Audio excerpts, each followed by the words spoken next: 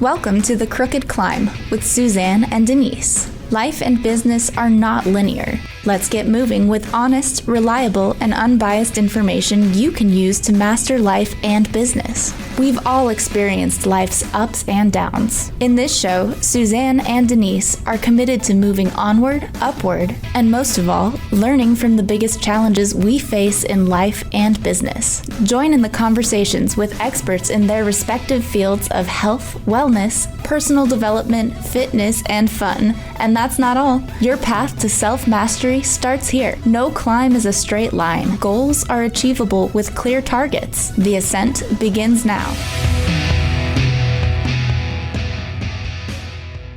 Hello, everyone, and welcome to The Crooked Climb. I am Denise Stegall, CEO and curator at livinghealthylist.com, and I'm here with my co-host, Suzanne Taylor King.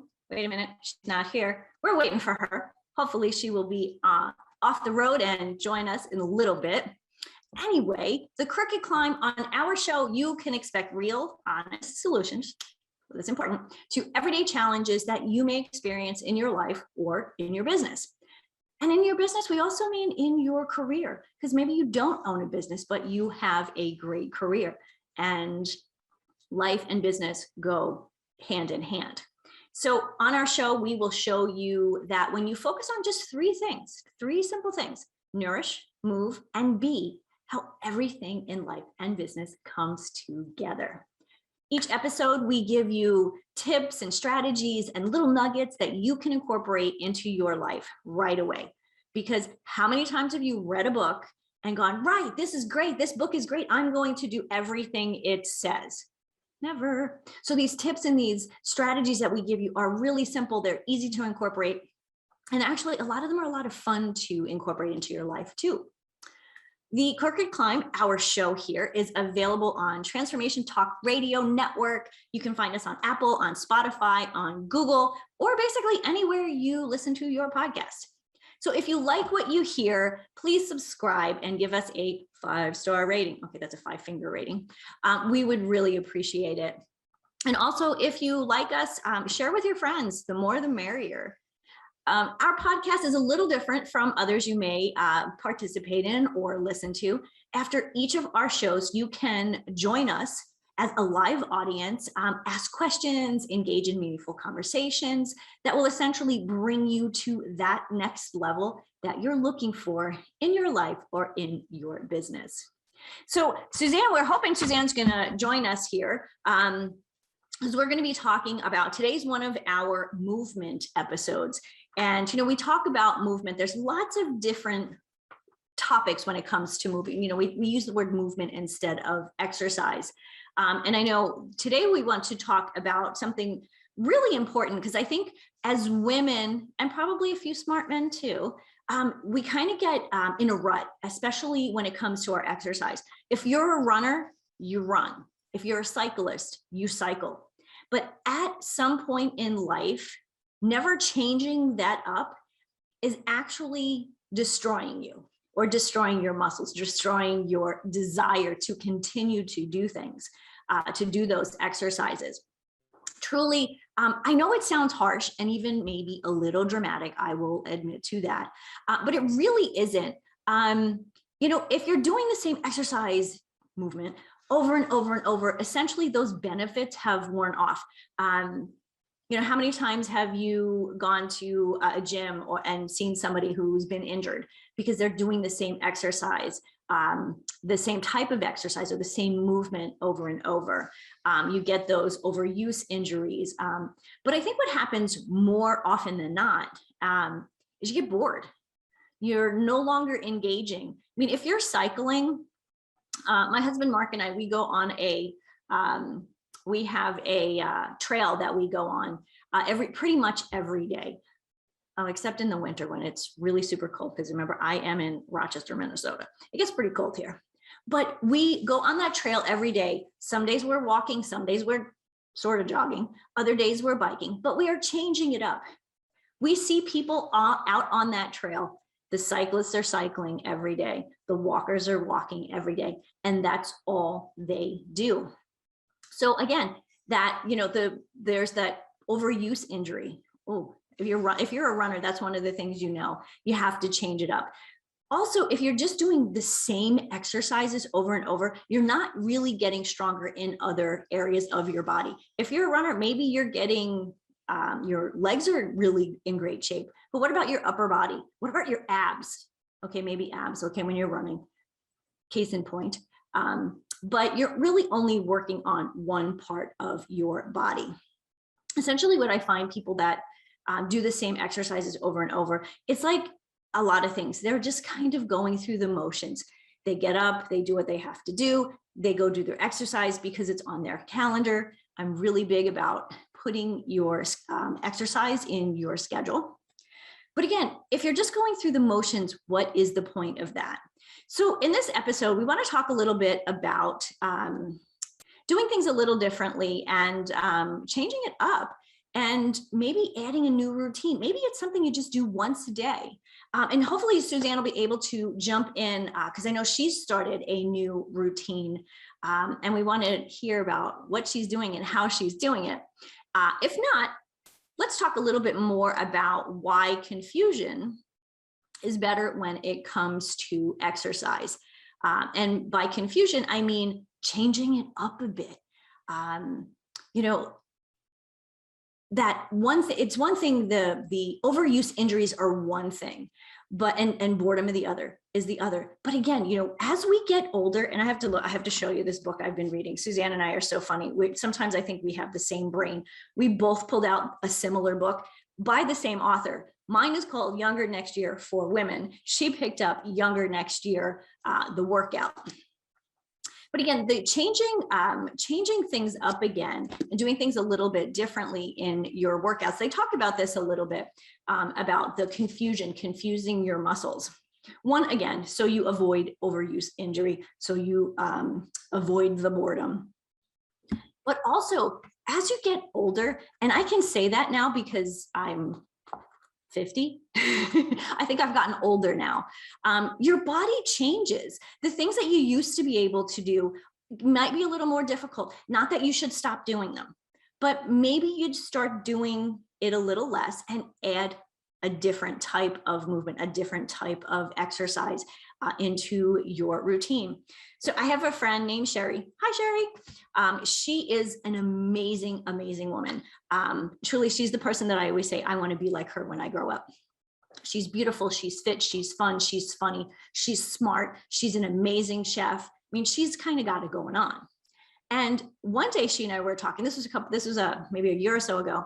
And she said, she used to do a lot of different types of exercise. She would get out and run, and that's what her thing was. But as she had started to get older, she realized that she needed to do something on off days. And so she turned to yoga. And now yoga is her main exercise.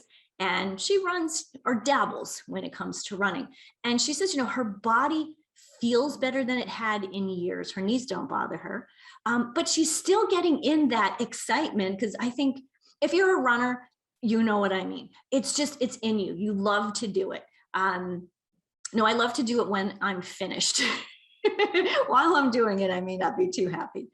But if you're a runner, you really do have, there's something inside you that you just have to have that energy, that push, you're really pushing yourself.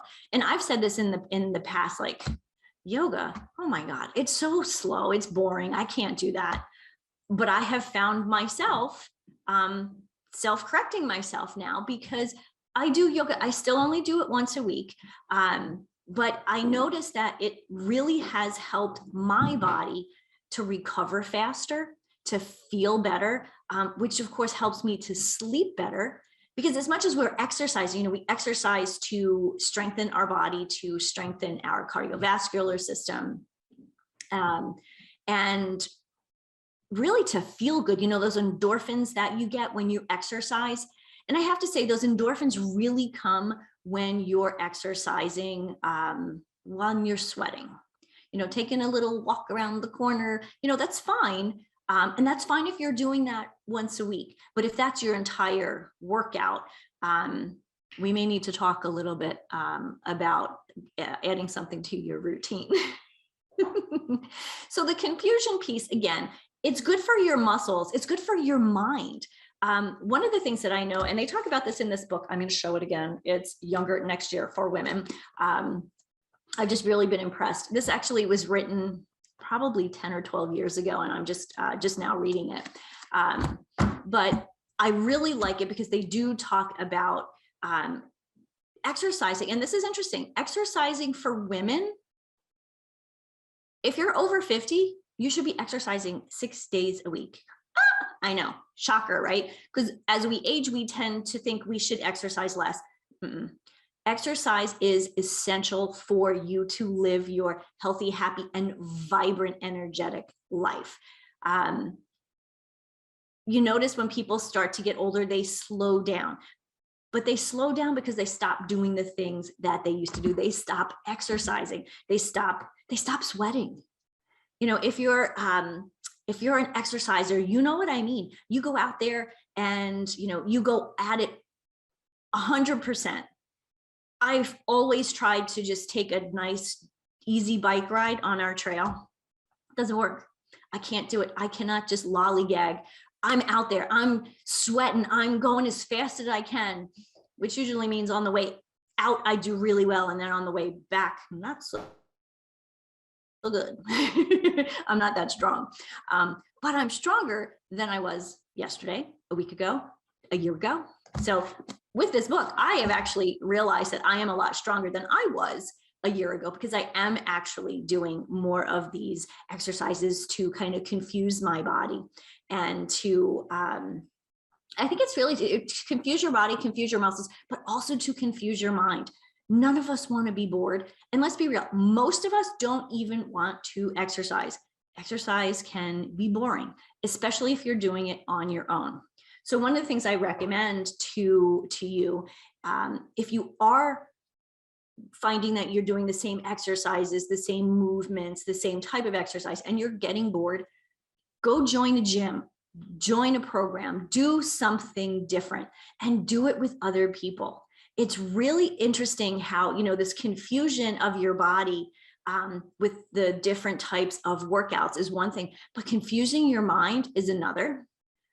Making your mind excited and connecting with other people while you're exercising is amazing for you personally, physically, emotionally, mentally. So again, when it comes to confusion, most of the time I'm talking about muscle confusion and kind of memory confusion, so you don't get bored. But for the most part, if you take it to that next level, we really are talking about your kind of you as a whole, mind, body, spirit, and exercise can absolutely nourish that. See, two pieces at once: nourish and move. So if anybody has any questions about that, I would love to hear you. I'd love to have some comments in the feed there, or you can connect with me at support@livinghealthylist.com. That comes directly to me, and would love to chat a little bit more offline. So another thing I want to chat about real quick, age is just a number. And like I said, I just turned 50. I know, right?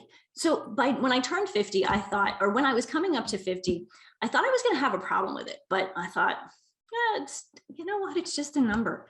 I still feel good. I still think I'm 21. And for the most part, my body is agreeing with me. But again, when you think, you know, it's just a number. It's really all in your mind. So starting a new exercise, why not start it at 30, 40, 50, 60? Why not even start it in your 70s? If you're still here on this planet, guess what? You can still do it. Movement is essential for your health and happiness, your livelihood. And I really do recommend the book. Here I go. I'm going to show it again. I have a friend who always says to me, brandish the book. I really recommend this book. And again, the original one actually was written for, I think it was actually written for men. It was just called Younger Next Year. And then women were taking that book and from their husbands and reading it. And they were like, we want one for us specific to women. And of course, Suzanne and I are women and we talk mostly to women. So this book to me makes a lot of sense. But it absolutely talks about a concept that I think is really important. It's called decay and growth. You don't really think of aging and decay and growth in the same conversation. But when you dig deeper and you think about it, your body is, as you're aging, what's happening is your body is, you get the oxidation, your body is actually, it kind of is decaying. But the way to counter that is the growth. So when you work out and you're sweating, and I have to repeat this, guys, it's, if you're just kind of pooling around, walking around the neighborhood and you're not really putting the effort into it, you're doing a good thing, you're not doing a great thing for your body and for your longevity. Because as you are just sitting around and lollygagging and watching TV, eating too much nonsense, your body is actually decaying. We consider it aging. Think about the woman the 80-year-old lady who's kind of walking around hunched on using a cane, right? There's also another 80-year-old lady who is winning her age group in the 10K. Same age, what's different? One's doing it, one's not. And what happened? That one 80-year-old lady who's running, she didn't just start when she was 80, she never stopped. Now, sure, she might have been a marathon runner years ago. She can still run 6 miles. She can still run a 10K, and she's winning for her age group. Why? Because most of the 80-year-old ladies are sitting, clapping, watching her. Who do you want to be? I know who I want to be. I want to be that lady busting a move out on the trail and like passing people. My husband, Mark, used to be a marathon runner. And so I've been to a few marathons. I ran half marathons. And I got to tell you, when I would be out there watching him, and I actually learned how to go to a marathon and see the runner in 3 different places, which was interesting. I'll have to share that one with you, those stories with you. But there was always this one old lady or older man who was moving at a pace, pretty good pace, and passing people in their 20s and 30s. Again, who do you want to be? When I say age is a number, I mean that. Your body is meant to decay. It's just kind of what it is, it's biology. You're born, you go through life, go through that stage where, childbearing years, and kind of after that, especially back in the day, you're kind of done. There was no more need for you. We don't live that life anymore. And think about how many of us are living so much longer.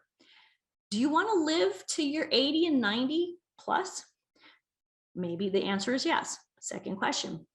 Do you want to live to 80 or 90 plus and enjoy your life and be out there skiing and boating and running and hiking and traveling? You can do that. But you have to continue to move. You have to change things up today, starting today. Now, if you're somebody who is not an exerciser, we have to start somewhere, right? Let's start by walking around the block, because guess what? You will be sweating. You will be huffing and puffing. And if you come and visit me, you'll definitely be huffing and puffing because there's a really big hill outside my house. So we'll get your heart rate going. But that's the other thing. You got to get your heart rate going. Get your heart rate going, your cardiovascular system going, you get the blood pumping, you get the endorphins going, all of these great things. Endorphins make you feel good. They make you happy. I don't know about you, but I want to be happy. I want to be happy today. I want to be happy when I'm 90. And if I can do that by moving and changing the way I'm exercising and not doing the same things over and over and over again. This morning, I had a really different type of exercise. I have a gym here in my house. I have an elliptical, a treadmill, and a rower that's about 35 years old. It might actually be older, but it still works. And so I decided, okay, I usually do 30 minutes of cardio, and then I either do some HIIT or some weights. So I did 10 minutes on the rower, 10 minutes on the elliptical, 10 minutes on the treadmill. You know what? It was fun. It was different, changed things up again. And hey guys, if I can do this, I actually ran the mile that I ran on the treadmill. So I said I was on the treadmill for 10 minutes. I ran a mile and a quarter in 10 minutes, which means I was running less than a 10-minute mile. I can do that at 50. Guess what? I'm going to be doing that at 62. Not because I'm going to do it every day, but because I'm going to do it regularly and add other types of exercise. Like I said, biking, hiking, weight training. Women, ladies, I got to tell you, if you are not lifting weights, you are wasting your time. Absolutely wasting your time. As you get older, especially like for those of you who are going through perimenopause and menopause, sorry guys, your body is changing. We know that. And you can't really blame your metabolism. Apparently there's a study that says that metabolism is not really the problem. The problem is our mindset. We have to start somewhere, change things up a bit, and keep going. And so I just lost my train of thought there because I got excited. But again, to kind of pull it all together, a couple of things that we need to do. We need to make sure that we are we're exercising. You have to be doing something. And ladies, if you're 50 and over, you need to be exercising 6 days a week. Yes, I said 6 days a week. I know that sounds like a lot, but that's okay. If one day you're out there and you're walking 6 miles, and then the next day you bike a couple of miles, and then the next day you do yoga, and maybe the next day you do a 20-minute HIIT. Maybe you go to a Pilates class or you do some meditation. You're changing things up. You're never going to get bored doing that. You're going to actually meet people if you're doing all of those different things. How much fun would it be to go to a class, make some new friends, enjoy that connection. And with that connection, you guys can go and, go on a skiing trip together or go on a hiking trip together. Ladies, we're doing this in our 50s and our 60s.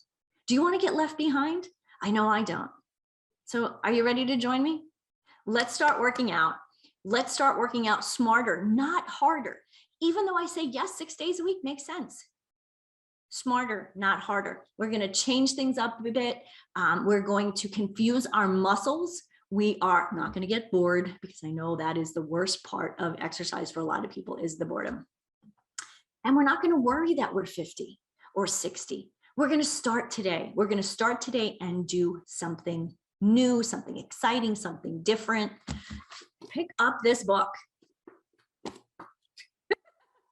up this book, seriously. Younger Next Year for women, or there's one for men, or there's another one that just says for exercise. But I recommend picking up this book. And I have nothing, no connection to this book other than I'm reading it. And you can see where I've actually dog-eared it in different places. It really is, it really has been a bit of a mindset change for me. And I am in the know. I know exercise. I work with a trainer. I have friends who have been in the training business for a long time. My best friend from college is an amazing trainer. And so I know this stuff. Sometimes you just have to be reminded. And that was the good thing for me today. I just needed to be reminded about what was important and what I needed to do in order to get my exercise where it really needed to be. It was pretty good, but it needed to be, tweaked just a little bit. So I am running out of time here. My goodness gracious, this always goes so fast. So we are about to close out and go into our breakout room. Guys, instead of spending hundreds of dollars and hours on the internet, searching for programs, doing new products, trying new things, and still feeling stuck, our method is simple. It's easy, and it's so focused. Nourish, move, be, to maximize everything in your life and in your business. So I'm Denise Stegall. I am missing my co-host. She's here with me in spirit. I know, Suzanne Taylor King. You can find us on Facebook. You can find us on Transformational Talk Radio Network and also on the Cornelia Stephanie Media Group Facebook page. We are here every second and fourth Friday at 3:30 Eastern Standard Time. Until then, until next time, we will leave you with this. Nourish, move, and be, my friends. We'll see you soon. Thank you for tuning in to The Crooked Climb with Suzanne and Denise. Life and business are not linear. Your go-to solution for honest, reliable, and unbiased information you can use to master your life and business. To connect with Suzanne, visit thetailoredconsultingagency.com. That's tailored. TAYLORD. And to connect with Denise, visit livinghealthylist.com.